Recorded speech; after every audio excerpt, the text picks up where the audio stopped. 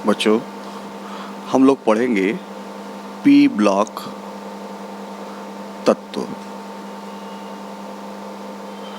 और P block में यहाँ इंटर में आपका नाइट्रोजन परिवार से स्टार्ट होता है।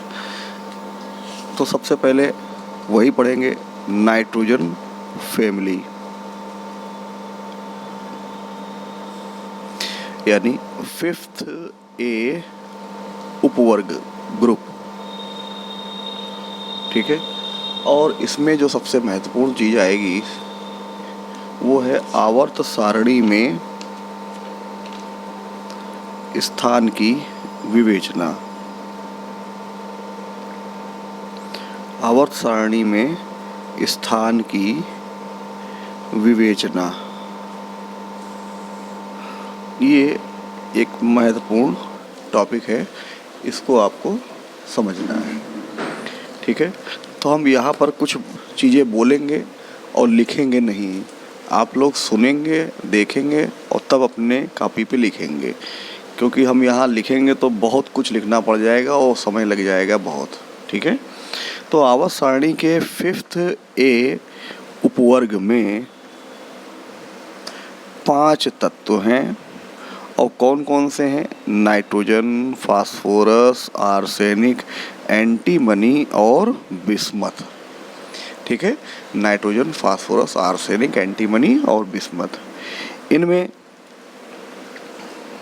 नाइट्रोजन और फास्फोरस ये हैं नॉन मेटल्स, यानी अधातु। ठीक है। आर्सेनिक और एंटीमनी ये हैं उपधातु, मेटलॉइड्स। और बिस्मथ ये है मेटल, यानी धातु। क्लियर हो गया? तो हम सेंटेंस बोल कैसे रहे उसको समझें कि आवर्त सारणी के 5th ए उपवर्ग में 5 तत्व NPAS SBBI स्थित हैं। इनमें नाइट्रोजन और फास्फोरस अधातु हैं, आर्सेनिक और एंटीमनी उपधातु हैं और बिस्मथ धातु है। इन सभी तत्वों को सामूहिक रूप से निकोजेंस कहते हैं। इन सभी तत्वों को सामूहिक रूप से निकोजेंस कहते हैं और इनके यौगिकों को निकिटाइड कहते हैं। यौगिकों को निकिटाइड कहते हैं। इन सभी तत्वों की बाहरी कक्षा में, किसमें? बाहरी कक्षा में पी उपकोष में 3 इलेक्ट्रॉन रहते हैं। अतः इनका विन्यास अर्धपूर्ण कक्षक प्रकार का स्थायी विन्यास होता है। ठीक है। इसी कारण इन सभी तत्वों को एक साथ एक ही उपवर्ग 5th ए में रखा जाता है। क्लियर हो गया? तो जो कुछ भी हमने बोला है उसको आप सुन के वैसे ही लिखेंगे। अब आते हैं, इनके सामान्य गुण निम्न हैं। और पहला है इलेक्ट्रॉनिक विन्यास। इलेक्ट्रॉनिक विन्यास तो नाइट्रोजन 7 हैं, फास्फोरस 15 होते हैं, आर्सेनिक 33, एंटीमनी 51 और बिस्मथ 83 होते हैं। अब हमें इनका विन्यास बना के देखना है। इन सबके निकटतम अक्रिय गैस को लिखेंगे। नाइट्रोजन के निकटतम हीलियम, फास्फोरस के निकटतम नियान, आर्सेनिक के निकटतम आर्गन, एंटीमनी के निकटतम क्रिप्टन और बिस्मथ के निकटतम जीनान। इसमें 2 जाते हैं, आपको मालूम होना चाहिए। इसमें 10, इसमें 18 और इसमें 36 और इसमें 54 जाते हैं। क्लियर हो गया? अब हमें इसका विन्यास देखना है। तो इसका तो 1s2 होता है और ये हो जाएगा 2s2 2p3। ठीक है।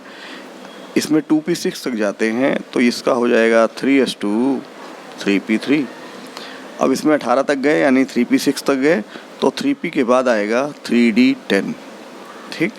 और फिर आएगा 4s2 4p3, यहाँ 36 4p6 हो गया। इसके बाद नहीं, इसका आएगा 36 4p6 और हाँ 4d10 और 5s2 5p3 और इसका जाएगा 4f14 5d10 6s2 6p3। तो इस आधार पर देखें कि इनके इलेक्ट्रॉनिक विन्यासों में क्या समानता है। यहाँ 2s2 2p3 3s2 3p3 4s2 4p3 5s2 5p3 6s2 6p3। चूँकि इन सभी तत्वों का सामान्य इलेक्ट्रॉनिक विन्यास, बाहरी कक्षा का सामान्य इलेक्ट्रॉनिक विन्यास ns2 np3 प्रकार का होता है, अतः इन्हें आवर्त सारणी में दाईं ओर p ब्लॉक में रखा जाता है। क्यों रखा जाता है? क्योंकि अंतिम इलेक्ट्रॉन p उपकोष में होता है और चूंकि बाहरी कक्षा में कुल 5 इलेक्ट्रॉन होते हैं, 3 2 5, अतः इन्हें p ब्लॉक के 5th A उपवर्ग में एक साथ रखा जाता है। क्लियर हो गया। अब आते हैं नंबर 2, संयोजकता। संयोजकता तो हम बोल यहाँ रहे हैं, आप लोग ध्यान से सुन के और फिर लिखिएगा, ठीक है। नाइट्रोजन परिवार के सभी तत्वों की प्रमुख संयोजकता 3 होती है, किंतु फास्फोरस परिवर्ती संयोजकता भी प्रकट करता है जो PCl3 में 3 और PCl5 में 5 होती है, ठीक है। नाइट्रोजन परिवार के सभी तत्वों की प्रमुख संयोजकता 3 होती है और फास्फोरस यहाँ परिवर्ती संयोजकता प्रकट करता है जिसमें PCl3 में 3 और PCl5 में 5 होती है। क्लियर हो गया। अब आते हैं ऑक्सीकरण अवस्था। यहाँ पर ध्यान देंगे कि 5th A उपवर्ग के तत्व n-8 से +n तक की ऑक्सीकरण अवस्था प्रकट करते हैं, अर्थात n का मान बाहरी कक्षा में इलेक्ट्रॉन 5 होते हैं तो -3 से +5 तक की ऑक्सीकरण अवस्था प्रकट करेंगे। फिर बोल दे रहे हैं कि 5th A उपवर्ग के तत्व n-8 से +n तक अर्थात -3 से +5 तक की ऑक्सीकरण अवस्था प्रकट करते हैं। चौथा पॉइंट है परमाणु त्रिज्या। ये पॉइंट हम सबको मालूम होना चाहिए कि आवर्त सारणी में बाएं से दाएं जाने पर परमाणु त्रिज्या घटती है क्योंकि नाभिकीय आवेश बढ़ता है, ठीक है। कक्षाओं की संख्या तो समान रहती है लेकिन नाभिक लगातार बढ़ते जाते हैं जैसे जैसे हम बाएं से दाएं बढ़ते हैं। तो इसकी परमाणु त्रिज्या यानी 5th A उपवर्ग के तत्वों की परमाणु त्रिज्या चौथे समूह यानी 4th A उपवर्ग के तत्वों से अधिक होती है। किससे अधिक है? 4th A से अधिक होती है। नहीं, 4th A से कम होती है क्योंकि बाएं से दाएं जाने पर घटती है, जबकि उपवर्ग में नीचे आने पर बढ़ती है, ठीक है। अब आते हैं घनत्व।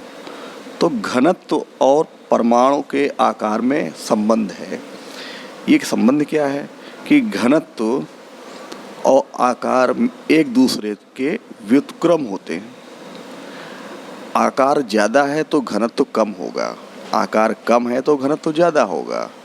इतना समझ गए। तो चूँकि 5th A उपवर्ग के तत्वों का आकार 4th A के तत्वों से कम होता है, अतः इनका घनत्व 4th A उपवर्ग के तत्वों से अधिक होता है। क्लियर हो गया। 4th A से अधिक क्यों होता है ये हमने भी बताया। और उपवर्ग में नीचे आने पर घटता जाता है। क्यों? क्योंकि आकार बढ़ता है। फिर आते हैं इसके बाद 6 परमाणु आयतन। अब यहाँ आयतन और आकार में संबंध है कि परमाणु आयतन और आकार एक दूसरे के समानुपाती होते हैं। आकार बढ़ने पर आयतन बढ़ता है, ठीक है। चूँकि 5th ए उपवर्ग के तत्वों का आकार 4th ए से कम है, तो हम क्या बोलेंगे, 5th ए उपवर्ग के तत्वों का परमाणु आयतन 4th ए उपवर्ग से कम होता है, ठीक है। किससे कम है? और वर्ग में नीचे आने पर बढ़ता जाता है। क्यों बढ़ता है? क्योंकि नीचे आने पर आकार बढ़ता है, ठीक। अब आते हैं आयनन ऊर्जा। ये एक महत्वपूर्ण पॉइंट है। आयनन ऊर्जा सबको मालूम होना चाहिए। किसी उदासीन गैसीय विलग परमाणु से एक इलेक्ट्रॉन बाहर निकालने में जितनी ऊर्जा व्यय होती है उस परमाणु की आयनन ऊर्जा कहते हैं। यह आयनन ऊर्जा कई कारकों पर निर्भर है। तो यहाँ पर कारक लगता है इलेक्ट्रॉनिक विन्यास, ठीक है। चूँकि 5th ए उपवर्ग के तत्वों का इलेक्ट्रॉनिक विन्यास अर्धपूर्ण कक्षक स्थायी विन्यास होता है, इसी कारण इनकी आयनन ऊर्जा का मान, यानी 5th ए की आयनन ऊर्जा का मान 6A से अधिक होता है, ठीक है। क्यों अधिक होता है? क्योंकि इनका विन्यास स्थायी होता है और वर्ग में नीचे आने पर घटता है। क्लियर हो गया? अब आते हैं इलेक्ट्रॉन बंधुता पर।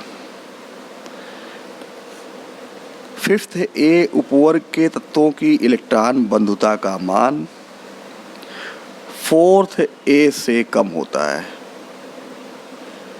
और नीचे आने पर घटता है।